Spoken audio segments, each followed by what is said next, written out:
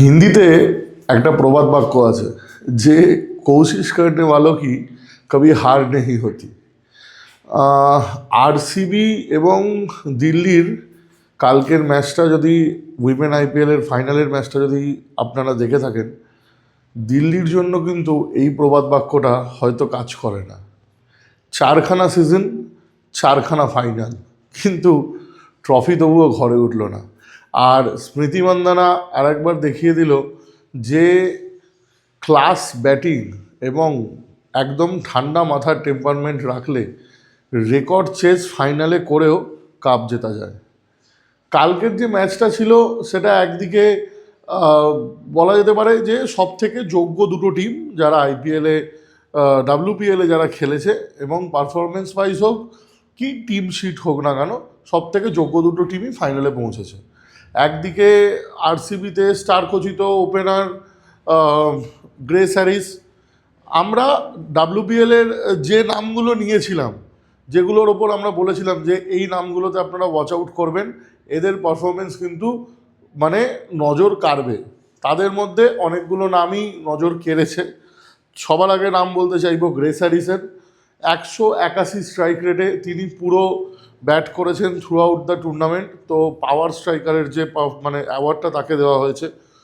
2 নম্বরে নাম নেব লিজেল লি, যাকে বলেছিলাম যে এর আগে হয়তো সে কোনোদিন ডাব্লিউপিএলে খেলেনি এবং একটা দুটো ইনিংস লাগবে ইন্ডিয়ান পিচে তার পেসটা বোঝার জন্য, কারণ ইন্ডিয়াতে তিনি প্রথমবার এসেছেন। কিন্তু একবার যখন তিনি বুঝে গেছেন, তিনি দেখিয়ে দিয়েছেন যে পাওয়ার হিটিং তার কাছে ছেলে খেলা। তৃতীয় নাম অবভিয়াসলি বলতে চাইব নেথিন ডিক্লার্কের।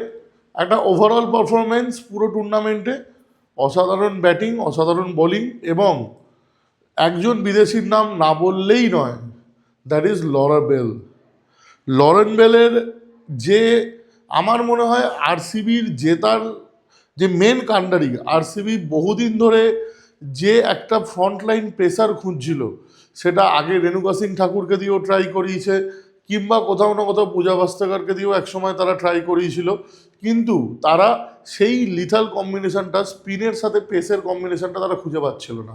লরেন বেল টিমে আসার পরে এই যে তাদের যে একটা ফ্রন্টলাইন পেস অ্যাট্যাক, সেইটা যখনই তাদের কাছে সেটেল হয়ে গেল, তখন ব্যাটিংয়ে তো তাদের কাছে অলরেডি অনেক বড় নাম ছিলই, যার ফলে তারা কাপটা জিতে নিল। দিল্লির দিক থেকে বলতে গেলে খারাপই লাগে, কারণ একটা টিম এর আগে অস্ট্রেলিয়ারকে যে সব থেকে বেশিবার ওয়ার্ল্ড কাপ চ্যাম্পিয়ন করেছে, সেই মেগ ল্যানিং, তার অধীনে তিনবার ফাইনাল খেলেছে, কিন্তু সেই দুবার মুম্বাইয়ের হাতে এবং একবার আরসিবির হাতে পরাজয় স্বীকার করতে হয়েছিল। এই বছর তারা জেমিমা রড্রিগেজের ওপর ভরসা দেখিয়েছিল। জেমিমা রড্রিগেজ নিজের আশা করি 200% দিয়েছেন। কালকে তার ফাইনালের ইনিংসটা মানে একটা কমপ্লিট অসাধারণ মানে ব্যাটিং, যেখানে পাওয়ার হিটিংও ছিল, প্লাস তার সাথে সাথে পিওর ক্লাস ছিল। কিন্তু সেই একই ব্যাপার যে যদি কাপ এবং ফাইনাল এমন একটা দিন, যেদিনকে যদি আপনার ভাগ্যে না থাকে, তাহলে আপনার কিচ্ছু করার নেই। সে আপনি থ্রু আউট দ্য টুর্নামেন্ট যতই ভালো খেলে আসুন না কেন, যেমন এখন আরসিবির দিক থেকেও সেটা, কারণ আরসিবিকে কোনো রকম এলিমিনেটর খেলতে হয়নি, তারা মানে র্যাঙ্ক চার্টের সবার আগে উপরে ছিল, তো ডাইরেক্ট ফাইনালে আসে এবং কালকে খেলেছেও চ্যাম্পিয়ন্সদের মতো। শুরুতে গ্রেস হ্যারিসের উইকেটটা পড়ে যায়, কিন্তু তারপরে যখন জর্জিয়া বল আসেন, জর্জিয়া বলকে নিয়েও কিন্তু আপনারা যদি আমাদের আগের ভিডিও দেখে থাকেন, আমরা কিন্তু কথা বলেছিলাম যে জর্জিয়া বলের কিন্তু বিগ ব্যাশে অসাধারণ ফর্ম ছিল। তো সেই ফর্মটা কন্টিনিউ করেন এবং ফাইনালের আগে মাত্র একটা 50 ছিল তার, এবং সেটাও কিন্তু এই দিল্লির এগেনস্টেই ছিল। তো সেখানে দাঁড়িয়ে ফাইনালের থেকে বড় দিন আর কী হতে পারে ডেলিভার করার জন্য। তো একটা সেকেন্ড উইকেটে একটা বিশাল বড় পার্টনারশিপ অলমোস্ট গেমটাকে শেষ করে দেয়, এবং তারপরে লাস্টের দিকে এসে জর্জিয়া বল আউট হন, এবং একটা লাস্ট টাইমে স্মৃতি মান্দানা আউট হতে সবার মানে আরসিবির যারা ফ্যান্স ছিল তাদের হয়তো একটুকুনি বুকটা কেঁপেছিল, কিন্তু রিচা ঘোষ বলে দেন যে কাঁপার কোনো কারণ নেই, কারণ তিনি ক্রিজে রয়েছেন এবং তিনি খেলাটাকে শেষ করতে জানেন। যাই হোক, ডাব্লিউপিএল শেষ হলো, আমরা দুবারের চ্যাম্পিয়ন আরসিবিকে পেলাম। মুম্বাই এবং আরসিবি দুটো টিম দুবারের চ্যাম্পিয়ন 4টে সিজনে, তারা টাই করলো। দিল্লি 4খানা ফাইনাল খেলার পরেও ট্রফি লেস হয়ে থেকে গেল। কাল থেকে আমাদের মেন্স T20 স্টার্ট হচ্ছে। মানে একটা সব থেকে বড় যুদ্ধ, সেই নিয়ে অনেক ঘটনা হয়ে গেছে। আচ্ছা, আমরা মানে অতিরিক্ত দুঃখিত যে এই বাংলাদেশ ইস্যু কিংবা পাকিস্তান খেলতে চাইছে না ভারতের সাথে, এই ইস্যুগুলো নিয়ে আমরা ভিডিও করতে পারিনি।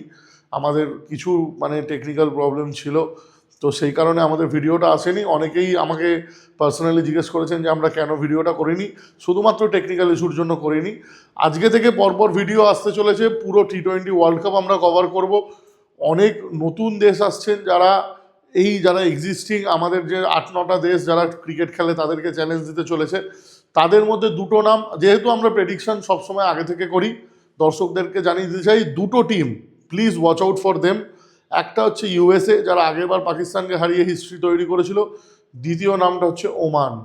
ওমান কিন্তু যথেষ্ট ভালো ক্রিকেট খেলছে, কারণ ওয়ার্ম আপ ম্যাচে শ্রীলঙ্কা একে কিন্তু তথাকথিতভাবে মানে সিঙ্গেল হ্যান্ডেডলি হারিয়ে দিয়েছিল ওমান। তো সেক্ষেত্রে ওয়াচ আউট ফর দেম। আর কালকে পাকিস্তানের সাথে নেদারল্যান্ডসের ফার্স্ট খেলা, কালকে 3খানা খেলা আছে। 3টে খেলা নিয়েই আমরা আসবো এবং 3টে খেলার অ্যানালিসিসই আমরা করব। প্রি ম্যাচ ছোট ছোট করে শো থাকবে এবং অবভিয়াসলি পোস্ট ম্যাচ অ্যানালিসিস তো থাকবেই। তো get ready for roller coaster journey, because T20 world cup কিন্তু হিট হতে চলেছে। আজকের মতো এইটুকুই, দেখা হচ্ছে নেক্সট ভিডিওতে স্টাম্প লাইনে। টাটা।